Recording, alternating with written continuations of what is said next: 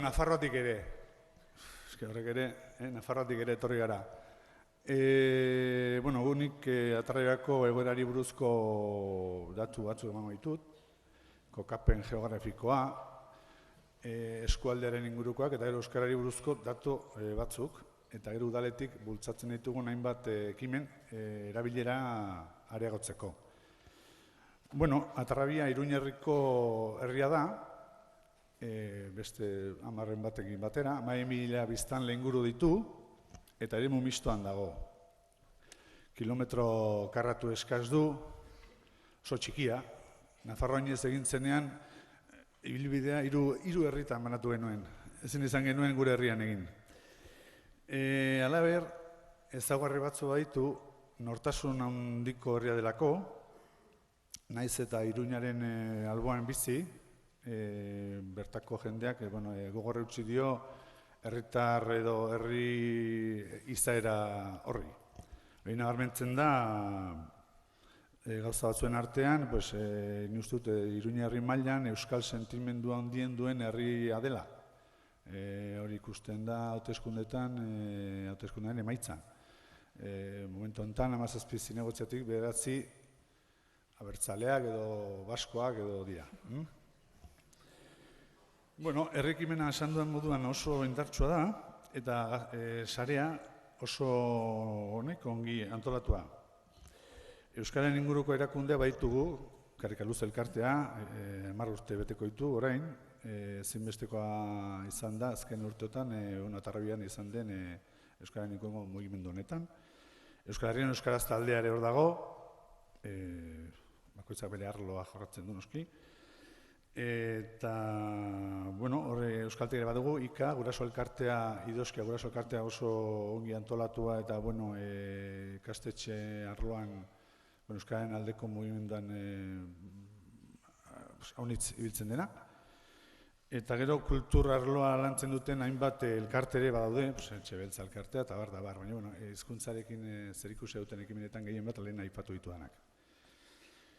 Eta, gero, euskararen inguruko datu batzuk ematearren, ezagutza 14% edo euskalduna dela esan genezake. Beste horren beste, euskalduntze prozesuan edo erabat euskalduntze prozesuan. Hor sartu aldira, lehen esan ditugun sasi, erdi, tarteko eta guztiak. Erabilera beste kontua da. Lehen hemen arabarrak entzun ditugu, eta horrekin gertuago gaude, ez dakit, Gernika Lumoko koekin baino, ez da. Azken 2005an egindako azken neurketan, 3% edo.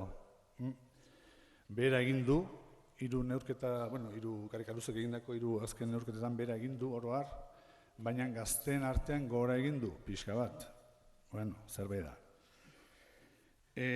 Ordenantza udalaren, udal bizitzaren barruan edo ordenantza, ez dugu euskararen ordenantzarik, 2 onartu zituen udalak, baina de facto ez ziren martxan jarri argitaratu ez zirelako beste kolore bateko jendea zegoen orduan agintean.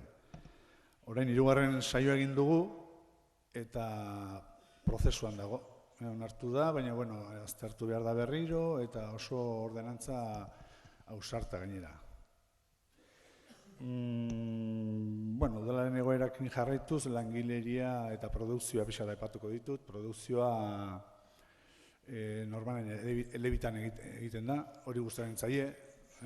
Kale, Maior, Kale, euskaraz jartzea hori gustaren zaie. Eta langileria hor ere utzune galanta dugu. Badira langile euskaldunak, baina egon behar duen tokian ez daude. Hau da, jendearekiko harremana dituzten langileak gehienak erraldunak dira. Irakaskuntzari behiratzen badiogu, matrikulazioa, 3 urtekoen matrikulazioa 50% ingurukoa da. Datu nahiko polita dela. Eta baditugu ereduko ikastetxeak publikoan, sare publikoan eta pribatuan. Parezian handa ikastola pribatua da, eta gero atargi ikastetxea sare publikoan. DBH egiteko sare pribatuan badute aukera, baina sare publikoa burlatara joan behar dute. Ez pentsa burlata izugarri urruti dagoenik. kilometro erdi batera. Gero, eredua ere badago, pribatuan eta publikoan. Bueno, publikoan jarri digut orain British izeneko historia bat, ez dakit zen haste den, baina, bueno, hor dago. Haur eskolan, eskaera handiagoa da, gaztelerazko baino, baina problema teknikoek agintzen dutenez, oraindik horretan jarraitzen dugu. Badugu gela bat euskaraz, bestat gazteleraz, 3 maila diferentetan. Musika eskola ere, komuna dute atarrabiak eta burlotak. Eta horre, amankomunak diren gaiak, hor bi gai badira, taldean ematen direnak, euskaraz eman daitezke, eta gero banakakoetan irakaslearen arabera.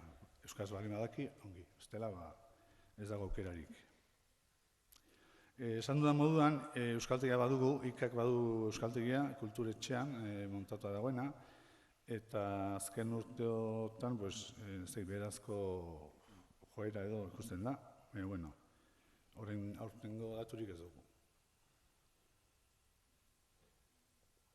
Bueno, eta beste kontu batekin jarraitzeko, udaletik euskararen erabilera areagotzeko egiten ditugun ekimenak edo bultzatzen ditugun ekimenak. Bueno, alde batetik administrazioan eta harremanak euskaraz egiteko kanpaina batzuk egiten ditugu. Hor aipatu den transmisio kanpaina bat bai, familia bidezko transmisio egiteko, jaio barriei bilatzen digolako liburuxka bat, babero batzuk. Merkataritzan ere baditugu egitasmo batzuk, emun kooperatibak egiten dituenak, elkartetan ere. Gero mintzakit ere lehen aipatu da. Mintzakite egitasmoarekin ez da egitea 4. urtea edo daramagun. Eta, bueno, nahiko ongi doa. Eta gero, ikastetxeekin bereziki egiten ditugun egitasmoak edo kontuak, bueno, lehen omen aipatu dira bertsoaritza eskolan egitasmoa, antzerki asteak, ikastaroak egiten ditugu genero ikuspegitik euskaraz ere, irakaslei zuzenduak aurrizkerari buruzko ikastaroak, pentsazazue, hango monitore gehienak, euskaldun berriak direla, orduan aurrizkera hori falta dutela. Eta erabilerarako beste ekimen batzu, ohiko tailerrak, dantza, plastika, kirol jarduerak ere egiten ditugu, euskaraz, kirol zerbitzuarekin, kanpaldiak, euskaraz bizi egitasmoa azterketa fasean, hau da, dirua balin badago egingo da, bestela ez da egingo. Eta gero, hona ekarri gaituen proiekturik potoloena, aisialdi proiektu handia, eta horren baitan leudeke hainbat, Oianako beto esplikatuko ditu, olako tailer berezi batzuk, txikiekin hasita eta haik eta batxilergoko ikasleekin bukatu arte. Eta hori da orain egiten dena. Asmoa da ere noizbait ludoteka zerbitzua edo paratzekoa. Orduan izango genukeia ziklo osoa osatuta. Eta gaina, likatzen duena, maila batetik bestera likatzen duena. Eta baina, hori beste kontua da eta hori Oianak ongi esplikatuko izan.